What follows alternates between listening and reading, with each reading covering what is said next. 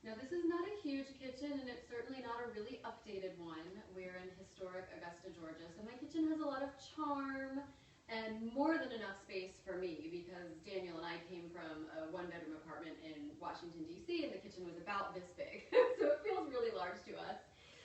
But a lot of you watching might have super big kitchens with much more cabinet space and all kinds of more accommodations. So I'll explain how we organized our space and give you a little idea of how we're going to downsize when we move back into a small one-bedroom in New York. First things first, full disclosure, I don't cook at all, ever. I don't cook anything. I don't even use this toaster. I don't make toast. So full disclosure, my husband is the cook here. And it's important to remember, especially in a kitchen, that function has to come before fashion. And so he has guided a lot of the decisions about what utensils we need, what food we need, because to me, I'd turn the whole kitchen into a sitting room if it were up to me, but apparently that doesn't feed us.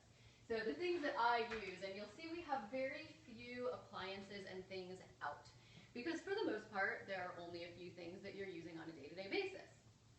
The only things I use are the seltzer maker, because the only two things that I do in the kitchen are turn water into seltzer water and turn water into boiling water for tea or hot chocolate. So we've got the tea kettle out.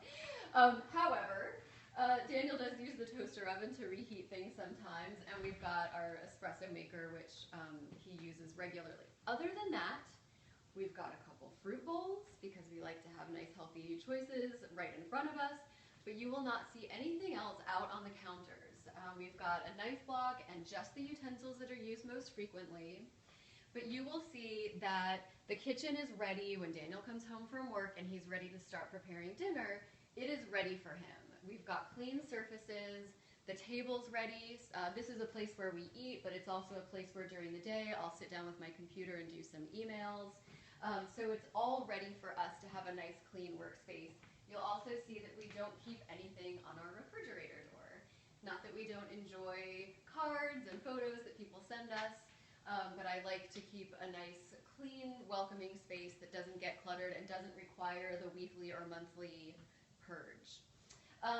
We have divided the kitchen into separate areas, and no matter how you use your kitchen, there are three primary functions of a kitchen, right? So you've got the actual food itself.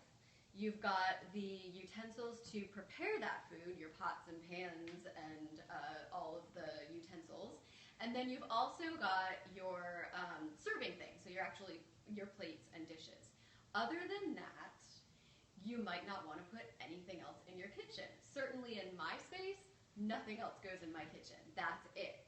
Now, if you are one of those people who live in a larger suburban home, you might have a desk area in your kitchen. You might have another little area of a hutch or something like that where you could put some serving pieces that are used less frequently. And if you might also have some other room, you might want to store some household items. So I'm going to show you my laundry room later, and that's where we like to keep our household stuff. But if you've got the space in your kitchen rather than back there, you might want to consider batteries, light bulbs, pet supplies, things like that. Let me show you our pantry. Now, I love this because this was something we definitely did not have in a one-bedroom in DC. This was not a luxury.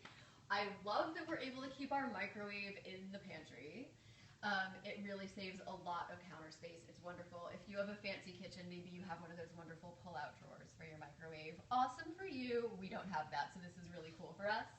And this is really, again, just for the extra stuff. So we only have two places where we keep food, in our refrigerator, obviously, and then we've got a spice cabinet. And this is where my husband Daniel, who feeds me, thank you, has all of his extra grains and his extra spices and his canned goods and all of that. So we're really lucky with the space here. We also have extra space in our pantry, which I have used, like I said, for some household stuff. So you will see on the bottom, we have 2 cats and we have a brand new puppy. So we have a lot of pet supplies. I have labeled everything. I've got puppy supplies here, just food and things like that, obviously, because this is the kitchen. We're only focusing on food. This is obviously not where we're storing the litter. Cat stuff to the right. I love these bins for pet food. Although if you have really smart cats like we do, they'll figure out how to open it and then close it so you never know they were in there. And then you wonder why they gained 2 pounds. We also have trash bags here. And some of the extra, like I always buy a bunch of sponges at once, so as soon as one gets grimy, I can pull out another one. But in terms of cleaning supplies, if you have the space in your laundry room, I'm going to show you what I prefer to do about that. The only cleaning supplies that I like to keep in the kitchen are the ones that are directly related to the dishes. So under the sink, we've got just the dishwashing detergent and some paper towels and of course our trash can. And here, yeah, so this would be the famous Tula sneaking into the food bin to gain, oh yeah, and the dog's gonna help her clean it up. So I'll be right back and I'll show you the laundry room. Sorry, Daniel's telling me that you guys are commenting. Any questions? Oh, any questions? Do you guys have questions? You can, see this is my first time on Periscope, so you can actually interact with me. So you're welcome to ask questions now, or I'll be back in about 5 minutes to show you the laundry room and explain how I like to do cleaning supplies and all that household stuff. See you in a minute.